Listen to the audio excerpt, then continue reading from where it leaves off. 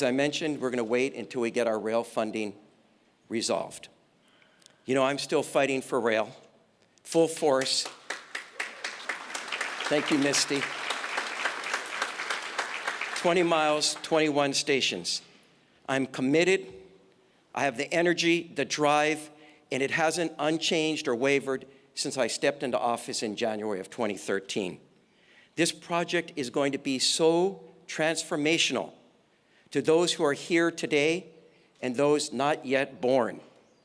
And it's worth fighting for that reason, every step of the way.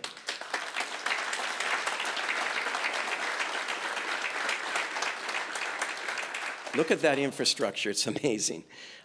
Act 1 was passed in September of 2017. It gave us almost all the money we need now to complete rail, but not enough. That's the skin in the game that you've heard many people talk about. They want the city and county of Honolulu under Act 1 to provide some skin. And that amount is about $214 million, of which $44 million is what the FTA, the Federal Transit Administration, wants to see now from us. Spread out between now and 2030, so 12 years.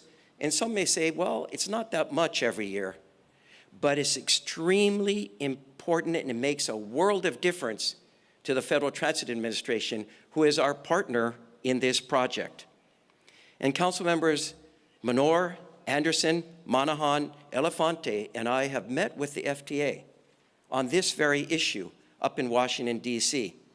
And I have to say, they've been some of the most frank, open, and brutally honest discussions I've had with the FTA since I became mayor.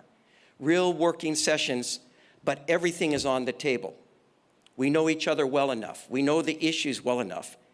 And they have made it absolutely clear to us that they expect to see a city commitment of $44 million towards this project in order that we get the money we need from the FTA.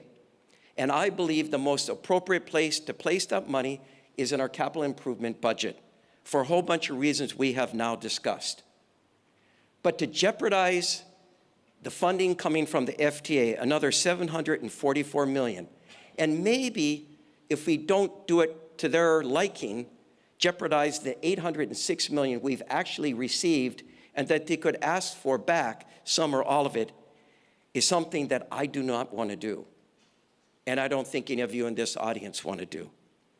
We need to get back to the certainty that we were providing to the FTA prior to the most recent council reorganization.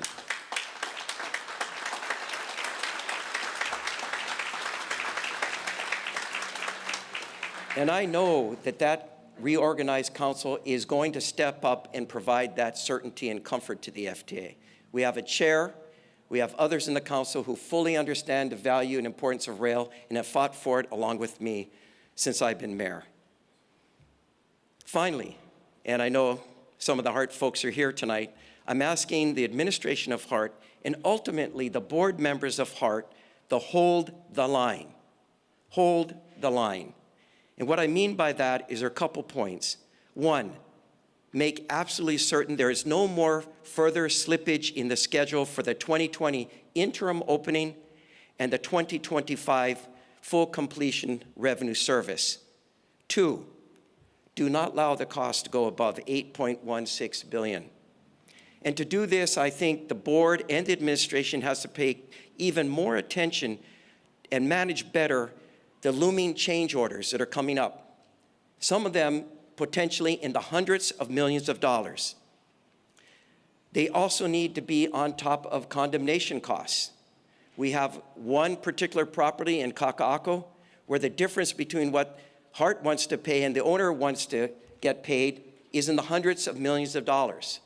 And this needs to be managed and be on top of. Also, in the undergrounding of utilities in the city center portion of the contract, particularly on the narrow Dillingham corridor, we have to make absolutely certain that we're on top of the unknown contingencies that may pop up. The third thing that they need to devote attention to is the Triple P, or the public-private partnership that I support along with everybody else. But it is going to be complex and complicated because 3/4 of our project are already either constructed or is under construction. And there's a 10-year maintenance contract with Hitachi, which makes it a more complicated triple P, and it needs to be managed, and we need to get to the bottom line on how to proceed. And the fourth, and one that I think we all need to address, is how we end at the Ala Moana Shopping Center station and preserve the opportunities, the best possible opportunities, to get up to UH Manoa.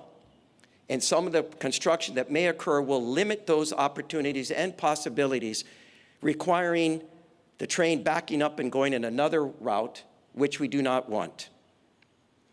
Whether the bullets are flying or whether they're not on rail, and man, plenty of bullets fly and more will fly, it's the administration of HART and ultimately the board members of HART that need to take a more hands-on approach